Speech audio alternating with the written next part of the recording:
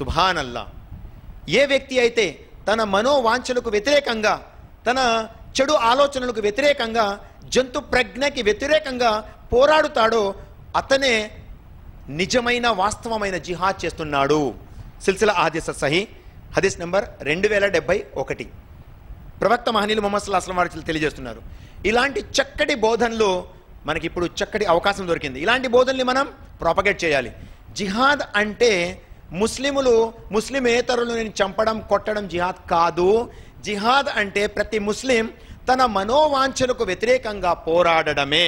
ఈ విషయాన్ని మనం చెప్పగలిగితే ఇన్షా అల్లాహ్ సుబ్హానహు వ తఆలా మిగతా కార్యక్రమాలు చేసుకుంటాడు.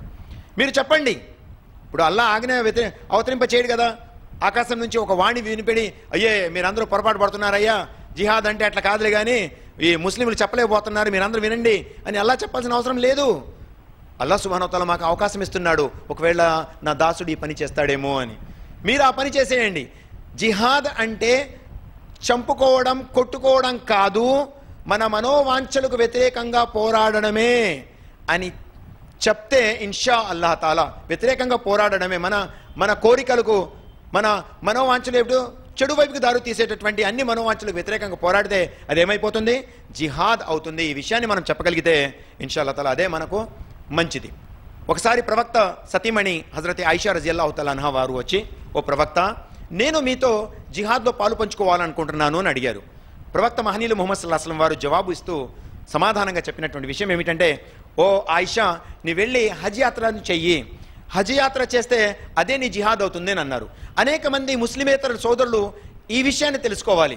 జిహాద్ అంటే మనం మనం మిస్ఇంటర్ప్రేట్ చేసినటువంటి పదము జిహాద్. దాన్ని ఏమనుకుంటున్నారు? ఇస్లాంలో ముస్లిమేతరుని చంపడము జిహాద్ అని అంటున్నారు. కాదు, ముస్లిమేతరుని చంపడం జిహాద్ కాదు. ప్రవక్త సతీమణి వచ్చి, ఓ ప్రవక్త, నేను జిహాద్ చేయాలనుకుంటున్నానంటే నువ్వు వెళ్ళి హజ్ యాత్ర చెయ్యి, అదే నీ జిహాద్ అని అన్నారు. ఒక ప్రవక్త సహచరుడు వచ్చి, ఓ ప్రవక్త, మీరు వెళ్ళేటటువంటి ఆ దండయాత్రలో నన్ను భాగస్వామిని చేయండి అని అనగా, నీ వద్ద వృద్ధాప్యంలో ఉన్నటువంటి తల్లిదండ్రులు ఉన్నారా అని అడిగితే ఆ సహాబీ వారు అన్నారు, అవును ప్రవక్త, నా తల్లిదండ్రులు వృద్ధాప్యంలో ఉన్నారు అని అంటే, నువ్వు వెళ్ళి మీ తల్లిదండ్రులతోనే జిహాద్ చెయ్యి అన్నారు. అంటే వాళ్ళని చంపేమనా? తల్లిదండ్రులను వెళ్ళి చంపేమనా దాని ఉద్దేశం? నువ్వు వెళ్ళి జిహాద్ చేయి వాళ్ళతోనే అని అన్నారంటే వారి సత్ప్రవర్తనలోనే, వారి సహచర్యంలోనే, వారికి నువ్వు చేసే సేవలోనే నీ జిహాద్ ఉంది అని చెప్పడం జరిగింది. మిత్రులారా, జిహాద్ అంటే ఒక రకమైనటువంటి సంఘర్షణ. జిహాద్ని మనం తెలుగులో ట్రాన్స్లేట్ చేసుకుంటే సంఘర్షణ అని తెలుసుకోవచ్చు. అంటే ఏదో ఒక ఉనికి కోసం మనం పడేటటువంటి తపన మొత్తం కూడా జిహాద్ గాని ఇస్లాంలో చెప్పడం జరుగుతుంది తప్ప ఒకడు వెళ్ళి ఇంకొకడిని చంపడాన్ని జిహాద్ ఎప్పుడు అనరు.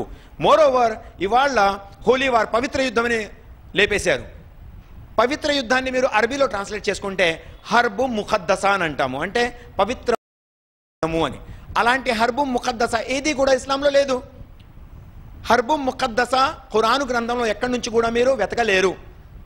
అయితే హర్బు మినల్లాహి వ రసూలిహి అనే ఒక వర్డ్ మనకు ఖురాన్లో కనబడుతుంది. సూర బఖరా సూర నంబర్ 2 వాక్యం 278. ప్రవక్త మహనీయులు ముహమ్మద్ సల్లల్లాహు అలైహి వసల్లం పై ఈ ఆయత్ ఏ ఉద్దేశంతో అవతరించడం జరిగింది? జాగ్రత్తగా వినాలి. ఇది ప్రవక్త ముహమ్మద్ సల్లల్లాహు అలైహి వసల్లం పై ఈ ఆయత్ అవతరించిన ఆ కంటెక్స్ట్ ఏమిటి అని అంటే, ఆ నేపథ్యం ఏమిటి అంటే, చాలామంది అనుకుంటున్నారు, అల్లాహ్ సుబ్హానహు వ తఆలా తెలియజేస్తున్నాడు, వడ్డీని వ్యాపారం అని అనుకుంటున్నారు. చాలామంది వడ్డీని వ్యాపారం అనుకుంటున్నారు.